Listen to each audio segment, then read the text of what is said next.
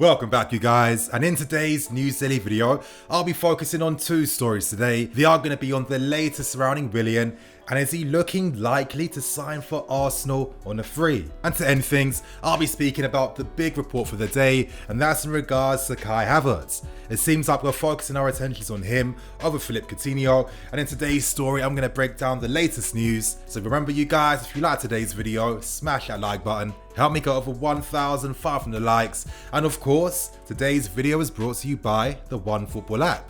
Now, I'm sure if you guys downloaded the app already, you would have got this news straight to your phone. You've come in to hear my thoughts and opinions. And as I strongly suggest, download the OneFootball app to stay up to date with the latest football news from across Europe. As I said, you'll find a link below in the description below. Now, to kick off today's video, I want to focus on these Willian reports. Now, it's come out suggesting that Arsenal are the club in the lead when it comes to signing Willian, and it makes a lot of sense. Willian is one of the most in-demand wingers across Europe right now. At 32 years old, Willian does have an incredible engine. He's never injured, he's incredibly fit, he's a Brazilian international, and he's available on a free transfer. So from Willian's perspective, it comes at no surprise that him and his team are going to assess every single option available. At this point in time, Willian's really at a crossroads with the club. With our policy to only give players above the age of 30 a 12-month extension, well, it tends to mean that lots of players don't favour that deal.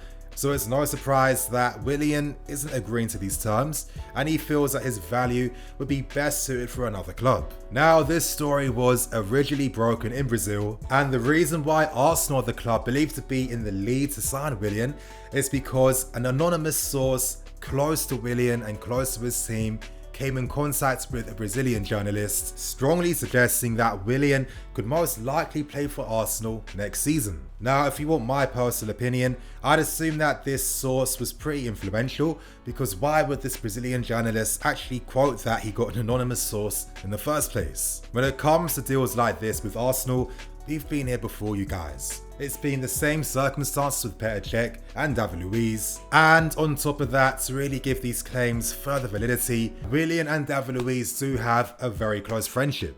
You know, their friendship is so close that they both invested in the restaurant together. However, I do want to tell you guys that just because Arsenal are currently in the lead to sign him, does not necessarily 100% mean that Willian is guaranteed to sign for them. You know, with the coronavirus, things have slowed down a bit across Europe, and anything could happen once the window really just gets back into full effect. Moving back to Willian, and throughout the past few months, he's been very vocal about his contract situation. He stated that preferably he would like to stay with us. However, we aren't giving the player the contract extension that he wants. Willian has mentioned previously that even though he does have offers from across Europe and he would strongly consider them, preferably he preferred to remain in the Premier League and preferably prefer to stay in London. Now, this makes a lot of sense. When we speak about football players, we just can't see them as two-dimensional footballers. These are players that have families and responsibilities. Willian's family is settled in London right now. His kids go to school here, he has his investments here as well, and his wife would like to stay. I told you guys before that Tottenham are a club interested in Willian, and it's no surprise that both Arsenal and Spurs are finding it out to sign the player. Now, the question is, if Willian does leave, what does this mean for his legacy? Now, I know for a lot of the fan base, they're going to be happy to see Willian walking out that door, but are they going to be happy to see him play for a London rival?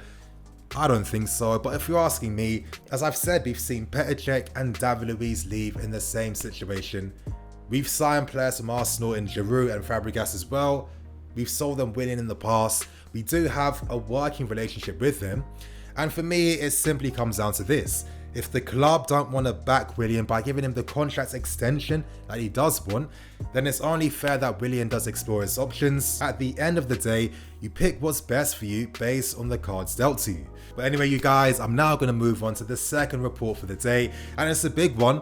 It's in regards to Kai Havertz, and let's just get straight into it. Now, for some of you viewers, this story doesn't come as too much as a surprise. I'm sure that some of you guys have signed up to Alex Goldberg's podcast, The BYLINE, and recently over the past few days, he had on a special guest in Raphael Hodgenstein. Now, shout out to Alex for giving me permission to give you guys a snippet of what was said on that podcast episode, as you guys can hear right now. I know that Chelsea have interest in some of that Havertz because every club at this level has. I mean, he's a generational talent. He's 20 years old. He's going to be a superstar for Germany. And if you can get him now, it's probably your last chance, because wherever he's going to go, then to make the next move, you're probably talking 150, maybe 200 million euros, 5 years down the line. So there's a lot of competition for him. Chelsea are one of the clubs that certainly before this kicked off. Now, this episode was extremely insightful, and as you guys can see on screen, these were a list of topics spoken about and broken down. As I'm stressing, very insightful, and he's my guy, so I need to shout him out. I've signed up to his podcast over the past year. I'm going to leave a link below in the description. I strongly suggest that you sign up to it, because in terms of the guests that come on, from football players to ex-pros to esteemed journalists, you're really getting top quality when it comes to podcast guests. So as I said, you guys, you'll find a link below in the description. But now, you guys, to continue on with the story, I'm now going to move on to The Athletic. And Raphael Hodgkinson actually wrote the article. In it, he provided some more insights, some more information. And the article started off by debunking this Coutinho story.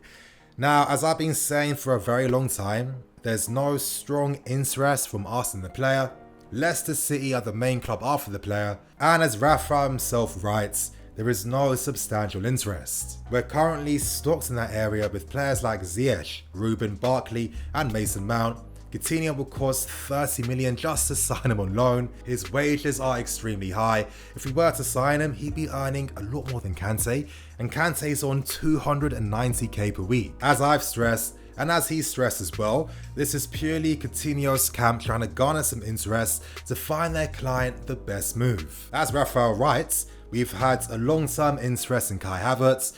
Compared to Philippe Coutinho, he's a player that we're more strongly interested in signing because he's 7 years younger.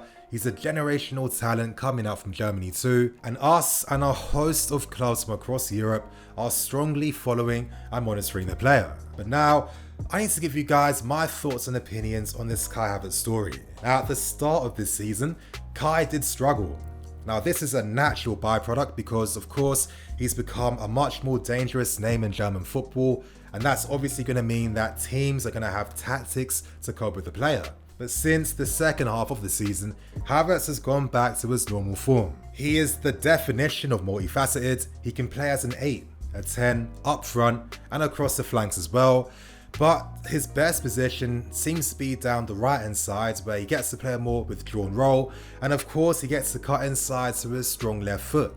If you see the type of goals that Havertz has scored, he's predominantly scoring with his left foot, so that really gives you an indication of where the player's strengths lie and how to get the best out of Kai Havertz. However, it's his best position that concerns me. We've just signed Hakim Ziyech, and Ziyech operates in the same area that Kai does. And if you're asking me if we were to strongly consider signing him, I feel like it would be overkill. Now, how many players do we need that can play across the flanks, that can play in the half spaces, that can play down the right hand sides? This isn't Football Manager. This isn't FIFA. You can't have a squad consisting of the very best players playing in every single position and expect to have squad harmony. Now, no one stick it on me, but we have our own version of Kai Havertz, and his name is Mason Mount. Now, there's no way that Lampard is investing so much game time into Mason without having a strong plan for the player. And if you're asking me, if you sign Kai, you're signing him to play in his best position. This guy could potentially cost 100 million, and when he plays as a box-to-box mid, he could develop and become a much stronger player. However, we have your Masons and your Rubens, and Ruben Loftus-Cheek is a player that's starting to become a distant memory because we haven't seen him all season.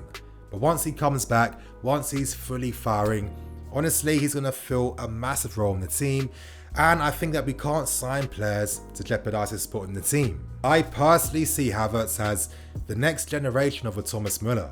This season at Bayern Munich, since their new manager came in, they're playing a similar style of football to us, and of course they're playing it better because they have better players, experienced players, and naturally Bayern Munich want to find a successor to Thomas Müller. Playing that role is extremely hard, And I think that Kai Havertz could be the next level to a Thomas Müller, and that's purely because Havertz has the ability to dribble past opponents and play in tight areas, and that's one thing that Müller can't do. On top of this story, you guys, reports came out a few months back suggesting that Havertz would prefer to stay in the Bundesliga, and this just sums up everything for me. Go for players that do want to leave. We need to stop wasting our time going for players that don't really have their heart set on signing for us. There is a massive sensation in the Bundesliga who has maybe performed better than Havertz this season. His name is Jadon Sancho, and personally, we need to sign a top quality winger. A winger is what this team needs. We don't need another guy that can operate between the lines and in the half spaces. Personally, I think we're already stacked in that area. But obviously, you guys, these are only my thoughts and opinions. You don't have to agree with me. If you feel like Kai Havertz is the player that we need to turn our attentions to and a player that we need to sign, then I want to read your opinions. Write them in the comments below, get interacting, and boys, on that note, I'm going to wrap things up and keep things moving. Please like, comment and subscribe. I'm Nini FC, this is BYLINE CV. I'll see you guys later for some more videos.